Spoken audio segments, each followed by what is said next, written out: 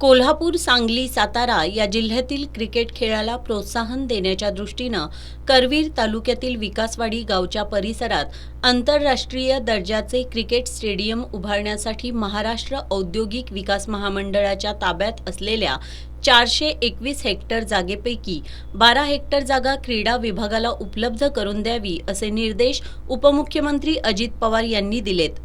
या जागेवर स्टेडियम उभारण्यासाठी लागणारा खर्च कोल्हापूर जिल्हा क्रिकेट असोसिएशन करणार असून क्रीडा विभागाने त्यांच्याशी सामंजस्य करार करावा असे निर्देशही त्यांनी दिलेत। मात्र नियोजित आंतरराष्ट्रीय क्रिकेट स्टेडियमला विकासवाडी स्थानिक शेतकरी आणि ग्रामस्थांनी विरोध केलाय।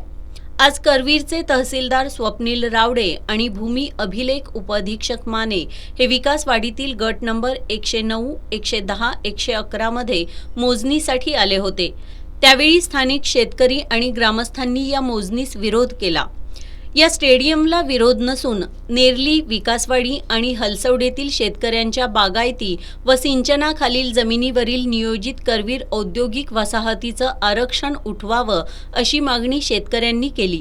खासदार श्रीमंत शाहू महाराज छत्रपती, आमदार सतेज पाटील, आमदार ऋतुराज पाटील यांच्याशी चर्चा करून निर्णय घ्यावेत असं गोकुळ संचालक प्रकाश पाटील आणि हलसवडेचे उपसरपंच मोहन खोजगे यांनी सांगितलं।